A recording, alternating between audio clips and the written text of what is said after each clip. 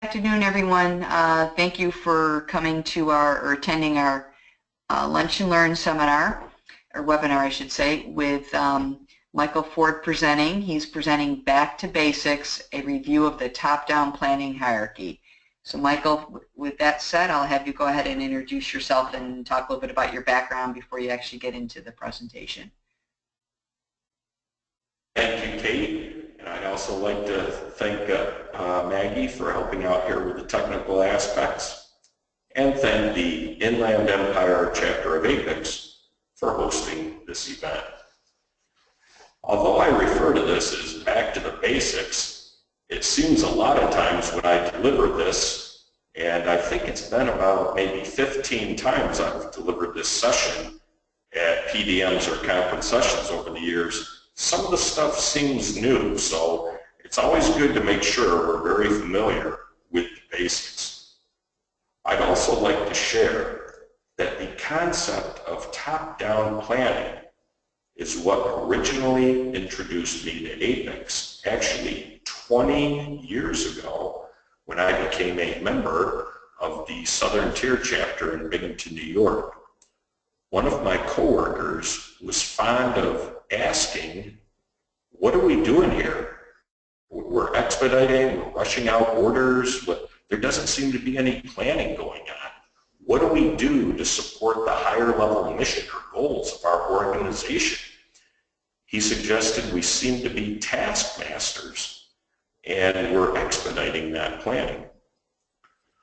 When I do this presentation in person, it's an opportunity to ask the audience, so I will suggest, although you can't raise your hands with a webinar, I'll suggest there are opportunities to take notes or write things down along the way when I ask questions, and then think about the answers or comments I have afterwards.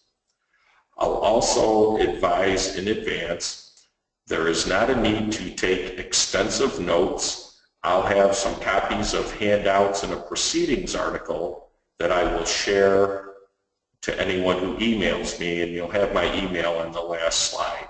So not a need to take extensive notes, but please, when I ask questions, pause and think about your answer and maybe jot down some notes.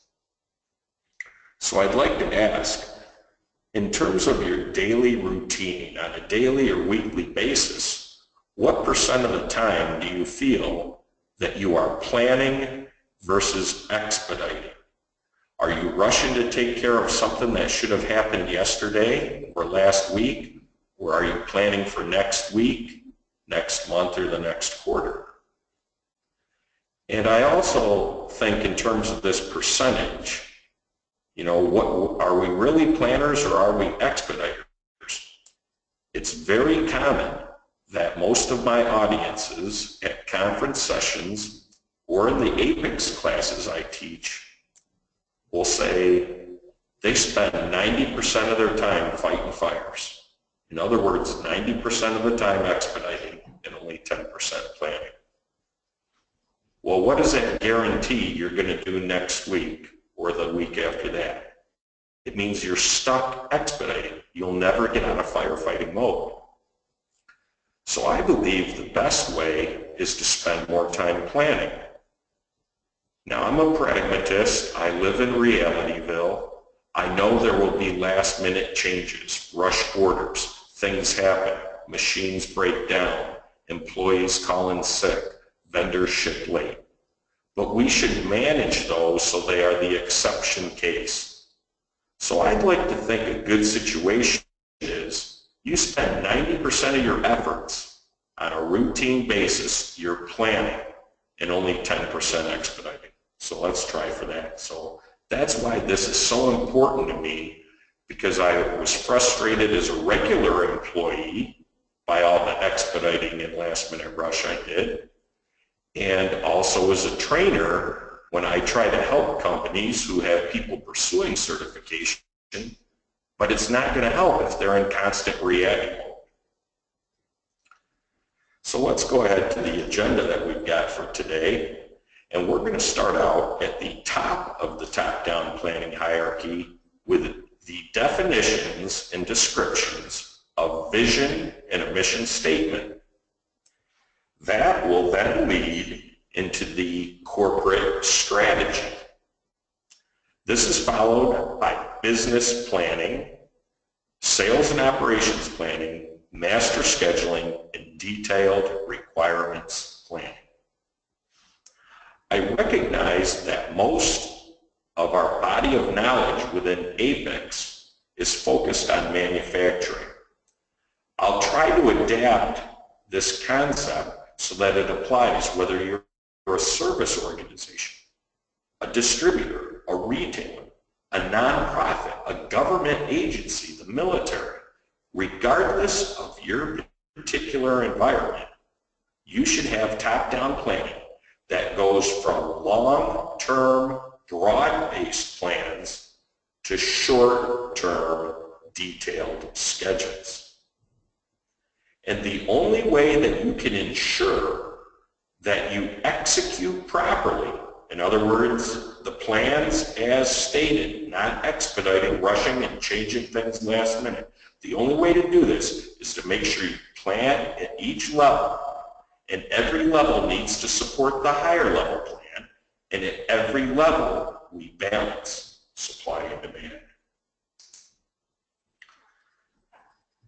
I've noticed a lot of times where persons or companies seem to confuse the true intention of a vision or a mission statement. In fact, they use the terms interchangeably, but they're really different things. I prefer to think of a vision as some future state of being, perhaps a utopian state of being. This is the perfect world, and it's how we aspire to be recognized. So it is described by nouns and adjectives. So you could say ABC company will be recognized as the premier provider of such and such. A mission is different. That implies action. That's how you're going to get to that future state. You can say, well, a vision is I wish to arrive in California from upstate New York. My mission would be, what's the path I'm going to take, the directions? How am I going to travel? What am I going to do to get to California? So it's things that you do. It should be described by verbs and adverbs. So a clear distinction there. And I've noticed a lot of times where companies have these generic catch-all type of vision or mission statements that sound really nice, touchy-feely, they're wonderful, they're a nice tagline, something on the back of the business card, a sign hanging in the office, or a banner on the web page. And they say things like, well, our employees are our most valuable asset, and we will provide the utmost in customer satisfaction while being kind to the environment. And it doesn't say anything about their products. It does not describe their goods and services. It does not describe the environment they compete in, whether they're local, regional, or international. And it's just this statement that's great. We pat ourselves on the back. A vision and a mission should clearly define what we do, what markets we compete in, what deliverables we provide in the marketplace, and also how we choose to excel, what our core competency is. And a lot of times companies really don't understand that, and we'll get into that more when we get into the SWOT analysis shortly.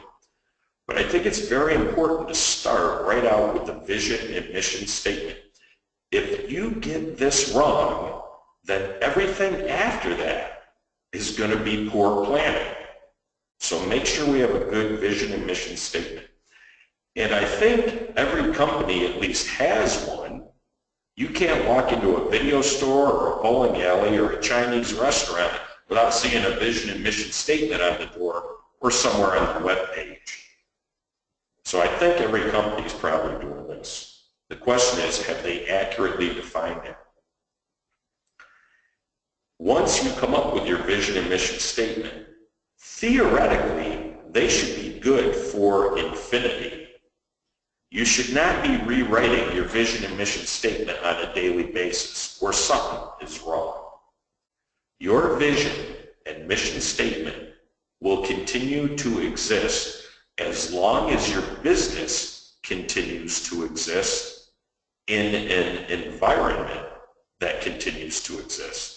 So for example, a reason that you might need to change the vision or mission statement, your company's bought out, or maybe you acquired another firm, or the family patriarch died who's been running the business for 60 years and the daughter takes over the business and maybe has a different direction. Or certainly if your environment changed because of regulation or the technical obsolescence of your product. So if maybe 130 years ago you made buggy whips, I guess you're not going to still be in business unless you've changed to something else. And I use that example because here in the Binghamton area, there's a company that literally made buggy whips 130 years ago. They evolved to be doing printed circuit boards recently. Now, I'm not sure how that transition took place, but obviously it evolved over years and decades. And that type of scenario would be something. The environment change, the product change, then you need to change your vision and mission statement. Otherwise, they should have absolute clarity and go on through infinity. The next level is our corporate strategy, which is based on our vision and mission strategy, the higher level. And we're going to perform a SWOT analysis. SWOT is an acronym that I'm sure most of us know for strengths, weaknesses, opportunities, and threats. SWOT is the process of environmental scanning, and there is both internal environmental scanning and external environmental scanning. This is a good point to ask how many of us have created a strategic plan for our lives. And usually I might see one or two hands go up, and that totally befuddles me. We should practice the operations management body of knowledge. If you wish to be successful in life, you should have a strategic plan. There should be a vision and mission statement for your life. And when I say success, please don't read the S's as being dollar signs. Success means being happy and satisfied with your life. That doesn't always come with a paycheck. And I would dare say, if you're the type of person who needs a bigger paycheck to be happy, how much is enough? You'll never be happy. You'll never be satisfied.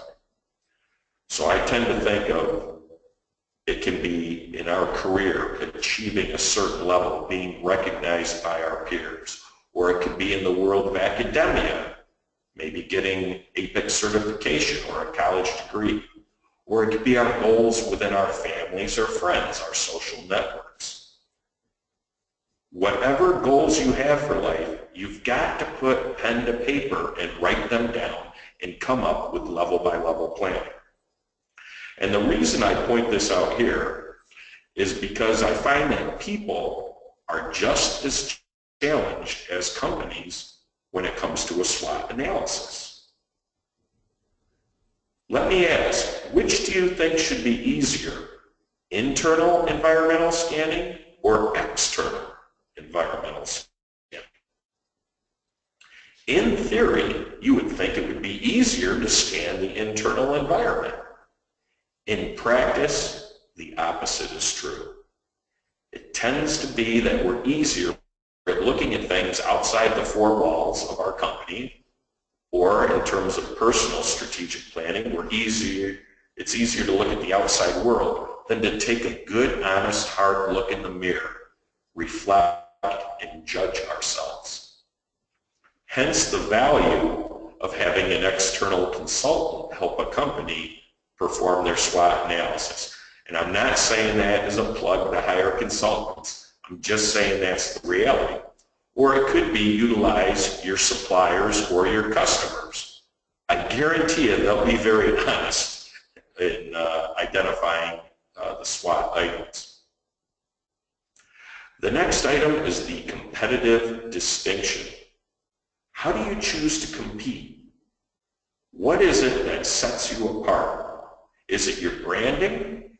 Is it your marketing, your distribution network? Is it the research and development? I recall a forecast workshop I did in the Binghamton area probably over a decade ago. And while reviewing top-down planning, I asked, what do you compete on? Is it short lead time? Is it best price? Is it customer service? Is it product variety? Is it quick response, flexibility? And the audience members said, well, we compete on all those things. And I've heard that time after time. And I say, when you try to be everything to everybody, you will not be successful. And a good example is to say, does McDonald's compete with Morton's Steakhouse? Now, some people might say, well, yeah, they're both restaurants. But I guarantee nobody heads out for dinner in the evening and says, hey, are we going to Mickey D's or are we going to Morton's? There may be times you go to McDonald's because it's lunch break, they're quick, they're nearby, they're up the street, and you're in a hurry. There may be other times you're celebrating an anniversary or perhaps getting your APEX CLTD certification, and you say, I want to have a good night out, fun, socialize, take my time. That's for a fancy steakhouse. You need to understand how you compete. The corporate strategy applies globally. When I say globally, I'm not saying this necessarily in the sense of global, meaning worldwide geographically. I mean for your firm. So maybe your firm only has several facilities throughout the Midwest of the United States, but it means the corporate strategy applies to each and all of those facilities, your entire company. So I mean that in the sense of corporate-wide. So as an example, General Electric might have a corporate-wide strategy for their global operations. Corporate strategies tend to be very wordy. There's probably not too many numbers there. And that would contrast with the next level, which is business planning. Now we're starting to convert the words of the strategy into the numbers of the business plans. And the numbers we use here are probably financially oriented. They could be market share, market growth, profit projections, cost projections, revenue projections. Now, although we are getting into more detail from one level to the next, business planning is still a pretty broad long-term plan. It's really not going into fine details like specific products. Again, it's talking about dollars. That's the language that management speaks. And it might be talking about expanding into new markets or the introduction of new products or product lines. I had mentioned that corporate strategy applies to the global corporation. Business plans focus on IBUs, that's independent business units. Or I've also heard this, individual business units. I mentioned GE, General Electric, has a corporate global strategy. They develop business plans for their individual or independent business units. So they have a business plan for their medical products divisions. They have a business plan for their financial services division. They have a business plan for their consumer electronic products division. If you add up the numbers in all of the business plans, they should total the higher level numbers suggested. So it's constrained by the corporate strategy. Every level of planning is constrained by the level above it. Everything we've covered now, from vision, mission statement, the corporate strategy, and the business level planning, all of this is the higher level strategic or executive planning.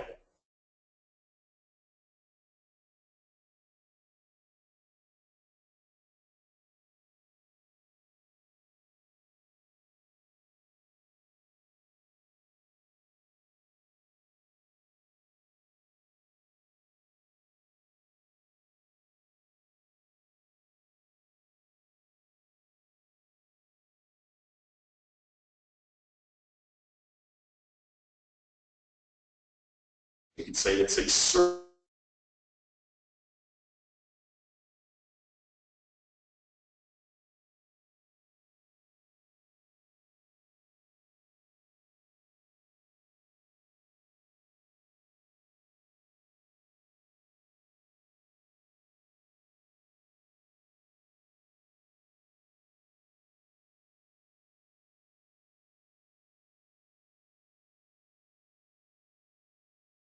Apex dictionaries for the official definition. I'm going to share some definitions according to Ford.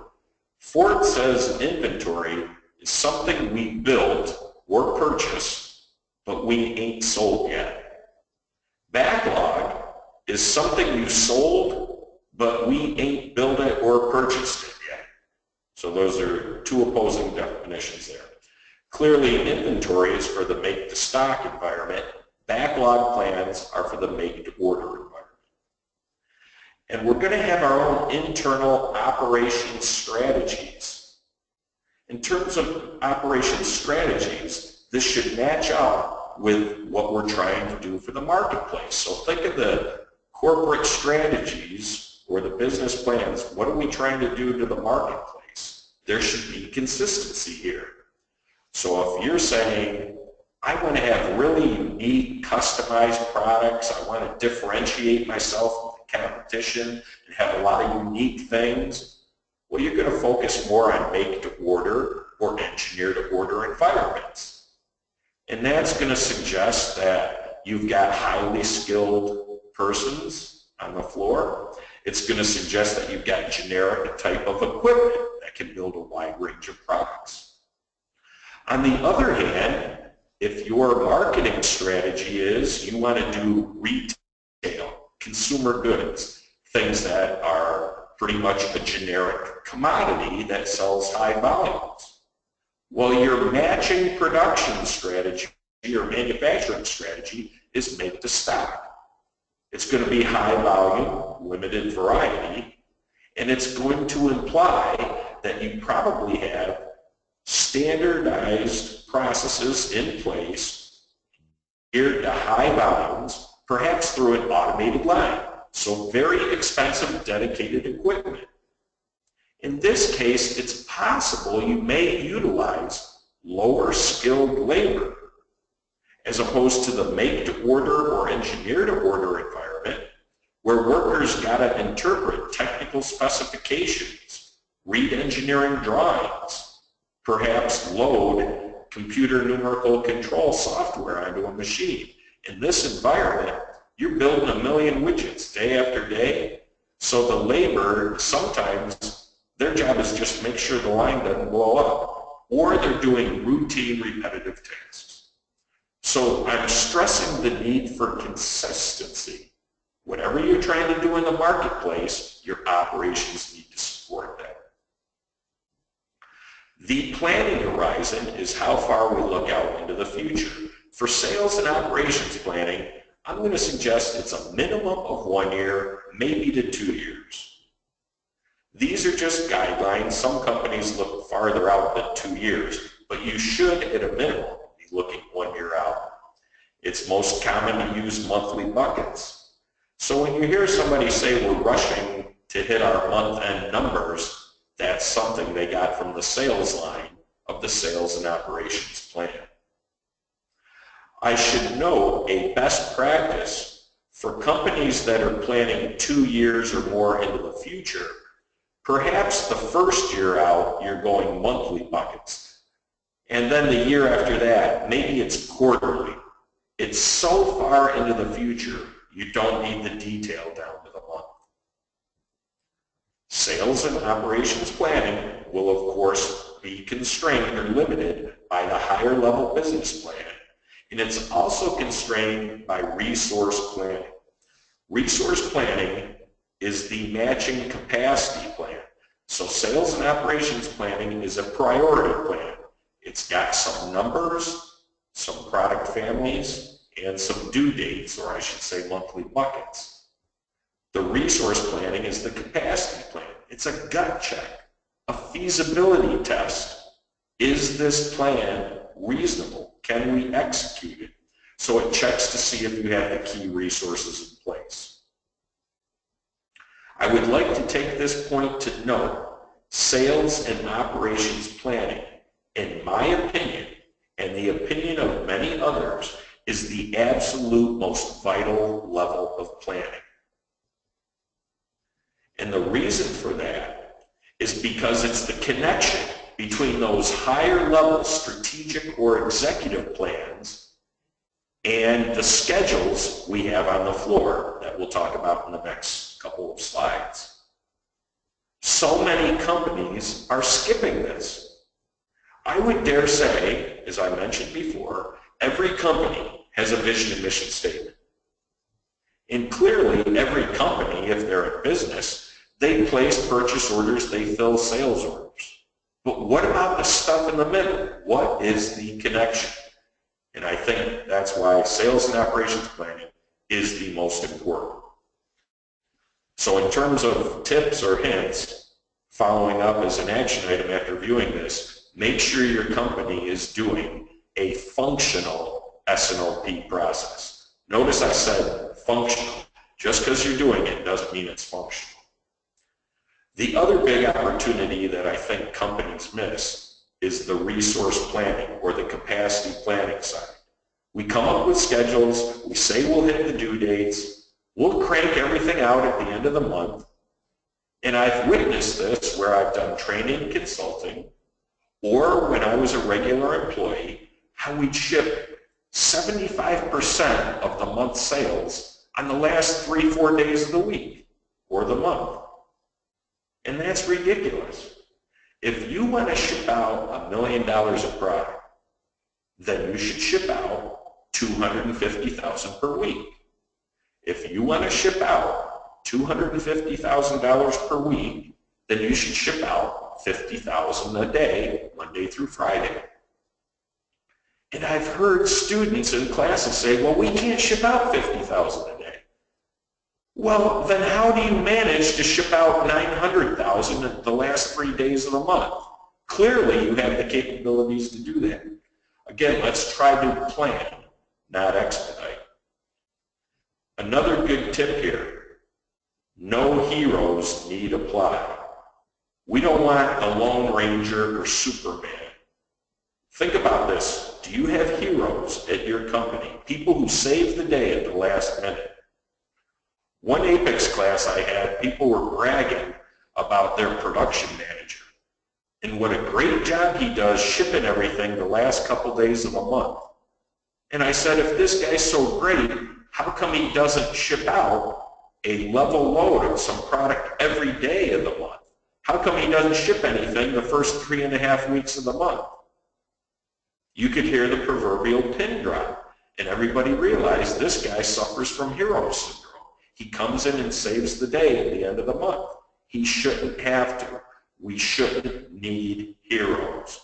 Everybody should be able to do regular work without rushing and expediting and getting things out the door. Another good example that I think relates to this is when I did some training at a local community college on forecasting, and some attendees said, well, we can't forecast. We always have to rush. We always have to expedite because what we provide are power modules that go to utility companies. So when there's a rainstorm, a thunderstorm, a snowstorm, and the power gets knocked out, that's when we get a boom in sales. And we have to expedite like crazy. They said it's the nature of our environment. Well, think about any fast food restaurants where we say the standard is 90 seconds. If you're going through the drive-thru, from the time you place that order at the speaker to picking up your meal at the window, 90 seconds. Are McDonald's and Burger King and Wendy's, are they expediting? No, they're not rushing at all. They've set up a process. Their standard lead time is 90 seconds. So my advice to this power supply company, I said, you've got to set up processes so that your normal or expected lead time is short, not that you have to rush. The next level beyond sales and operations planning is master scheduling. And for manufacturing, we say we create the master production schedule. But again, it could be a service environment. You create the master service schedule. Or it could be distribution, the master distribution schedule. Every environment can do this top-down planning. Now, whereas the sales and operations plan was for product groups or product families, master scheduling is for specific end items. It's the deliverables, or it's the saleable products, or we say the options. Options applies if you are in an assembled order environment.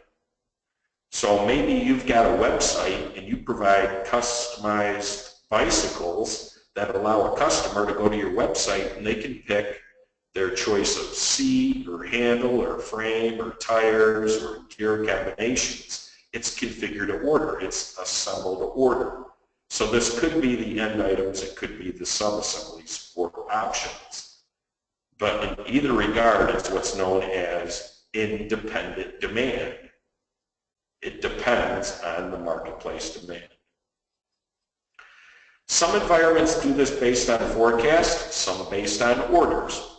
Again, this differentiation is between make to stock or make to order. This may be a good point to point out. We have two general types of forecasting. There are qualitative forecasts and qualitative forecasts. In order to remember these terms, it's good to think of the root word. So with qualitative forecast, think of a qualified forecast.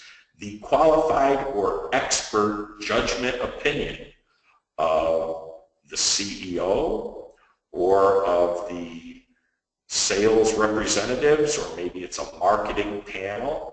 So that's judgment, a qualified forecast. Quantitative, the root word is quantity. It's a calculation. It comes from a spreadsheet or a statistical model, a calculation or a formula. The forecasting that was done when we looked at the executive planning, in other words, from vision down to business planning, most of that is qualitative. When you start to get into S&OP, it's a combination of qualitative and quantitative. And when you're down to this level, it might be purely quantitative, or it could be actual customer orders.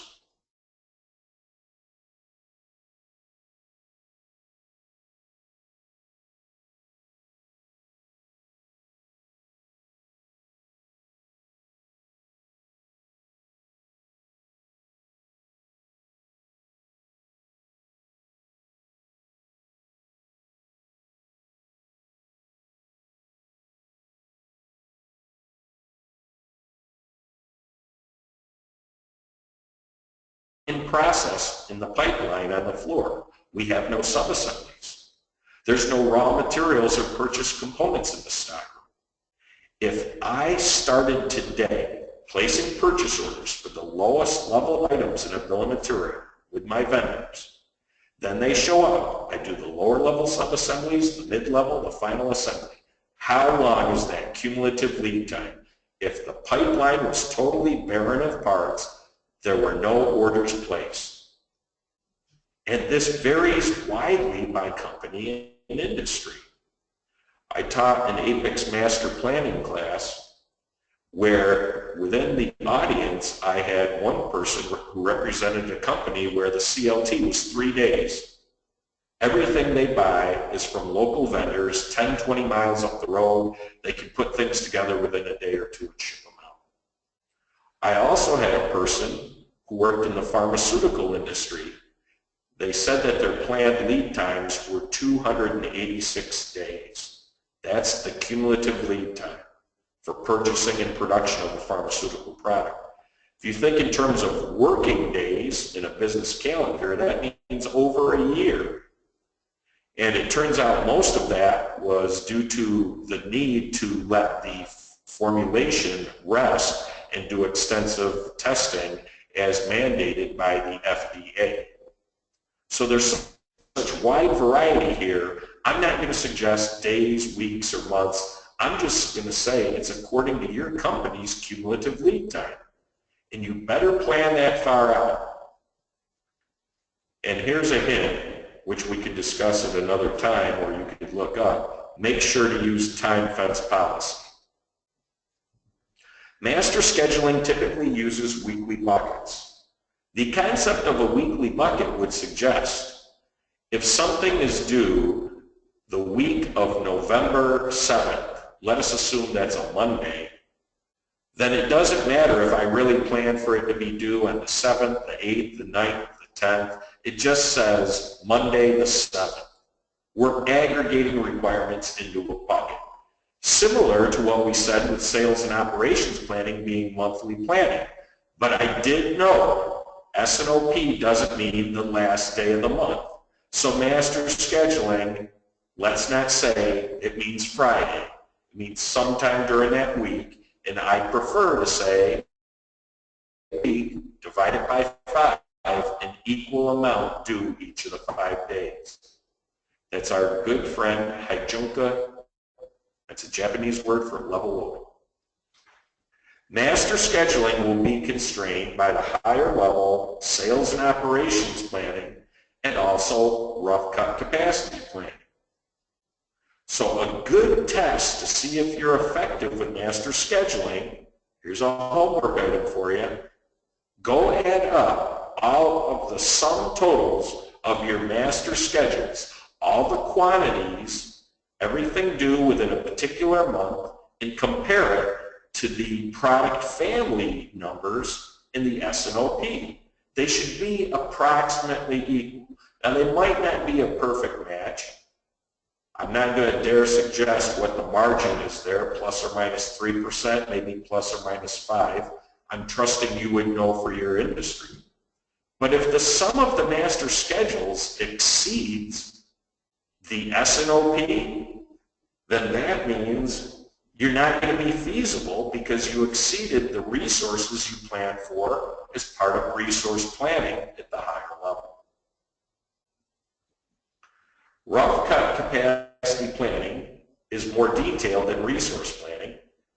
Typically for manufacturing environments, we suggest it's looking at the bottleneck or the constraint.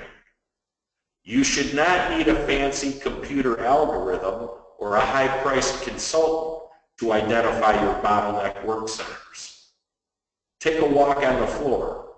Where are all the pallets building up? What's the work center that's working overtime and weekends? That's your bottleneck. So master scheduling says, I want to ensure that I have at least enough capacity at the bottlenecks. If you've got enough at the bottlenecks, it should make sure that you're covered whether you're a bottleneck or not. If you've accurately identified the bottlenecks, then the non-bottlenecks must be okay. After master scheduling, the next level is detailed requirements planning. These are the items that are needed to support those end items from the MPS. Within the manufacturing environment, we have our good friend Material Requirements Planning, which has been around since, I believe it was Black & Decker back in the early 60s. And of course, we've seen some applications of MRP that help us look leaner. The concept of POLCA or the concept of demand-driven MRP. MRP as a concept can apply to more than manufacturing. So in other words, let's say you're a hospital. You plan somebody for surgery 2 months from now. You know the requirements. You need to have the head surgeon, an attending physician, the anesthesiologist, maybe a registered nurse, licensed practical nurse. You need an operating room. You need a surgical kit. You need to schedule a patient. There's a local utility company in Binghamton that uses MRP to plan repairs to power lines. They say, okay, for a power line repair, we need the transformer, we need supporting hardware kits, we need 2 technicians, and we need a van. So the concept of MRP applies in a lot of environments. In fact, if you're familiar with old commercial jingles of the 70s, or if you're as old as I am, you know how MRP would plan a Big Mac. 2 all-beef patties, special sauce, lettuce, cheese, pickles, onions, and a sesame seed bun. So these are the bill of material items, or for a service environment, you could say there's a bill of resource, the labor, the technicians, or items I need to complete a service. We say this is dependent demand because it depends on what was in the master schedule. So if your master schedule was for toy red wagons, your dependent demand would be for sheet metal, it could be for axles, wheels, the handle, hardware, and red paint. It includes both make and buy items that appear at the multiple levels of a bill of material. MRP will also use cumulative lead time as its horizon to give you enough time to plan for the lowest level items that are purchased when we backward schedule. Backward schedule implying that we start with the due date of an end item in the master schedule. So we might say, here's when I have to have 100 red wagons. You back up by the manufacturing lead time to say, here's when I need to start 100 red wagons. It's at that point in time that you must have the axle subassemblies, the chassis, and the handle and hardware. And you just further back up manufacturing subassemblies or purchasing lead time to get when you need to place things on it. Most MRP systems are using daily buckets. In other words, we don't say it's due this month or this week. It's due the day it's due. It's daily planning, also known as bucket list planning, because we're not really saying there's any bucket. It's just due on a specific date. MRP will be constrained by the master production schedule and also CRP. So the acronyms for planning and capacity planning, whether it's priority or capacity, rhyme at this level. MRP matches up with CRP. Material requirements planning, capacity requirements planning. This is the absolute most detailed level of planning.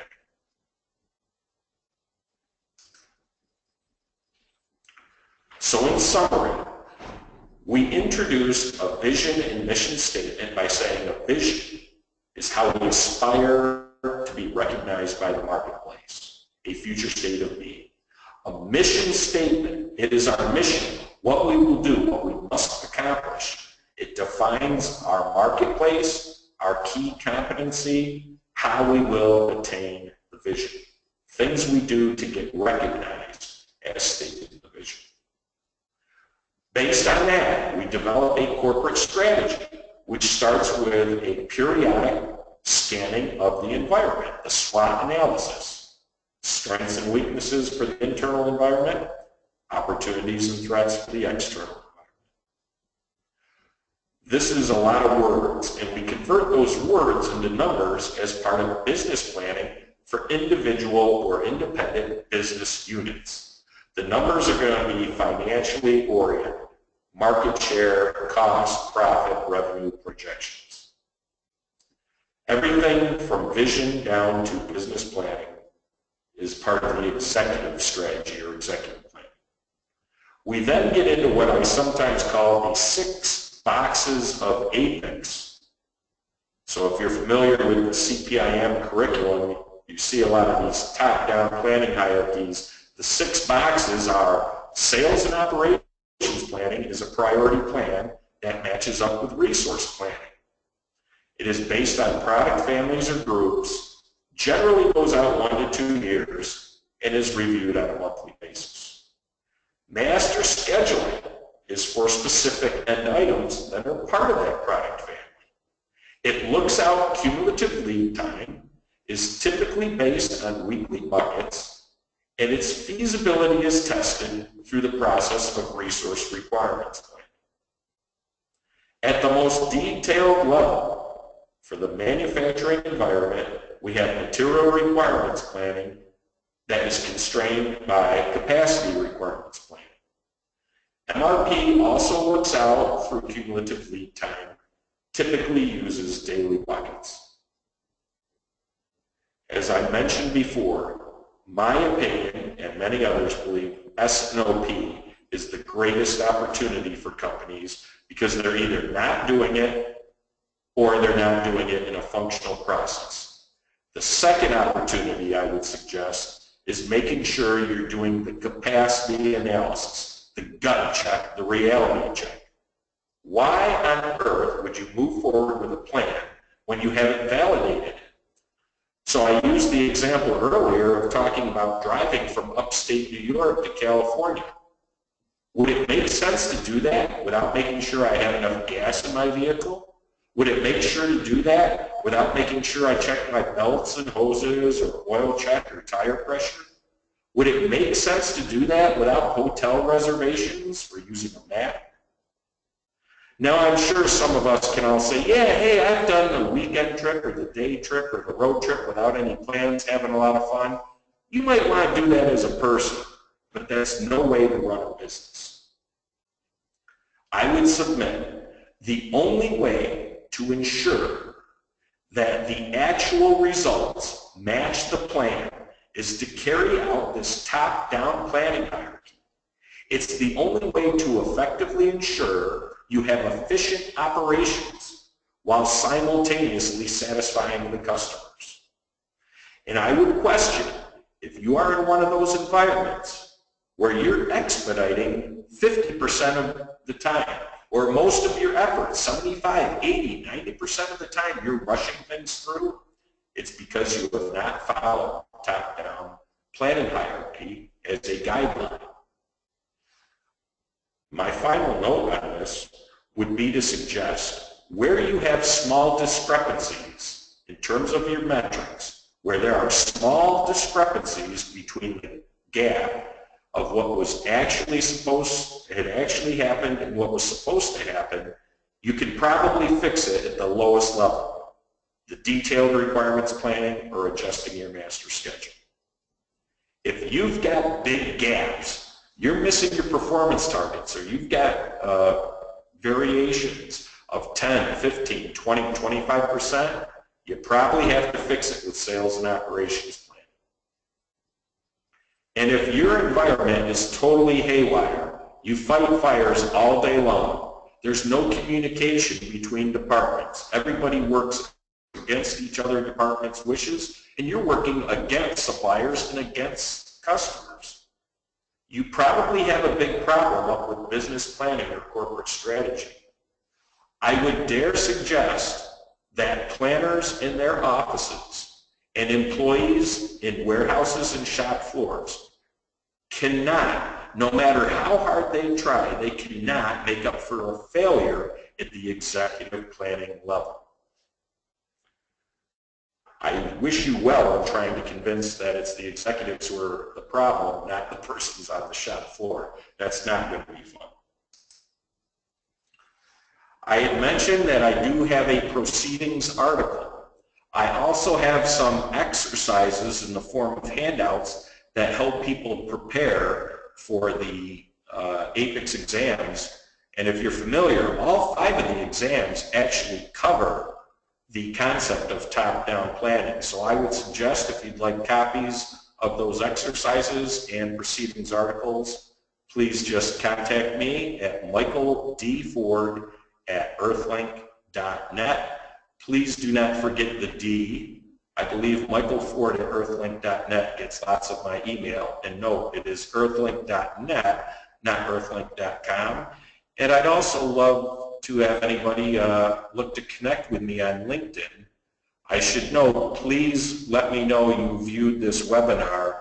I don't treat LinkedIn like Facebook and connect with 1 million people. I want to make sure I do know you as a real contact. So I thank you in advance for that.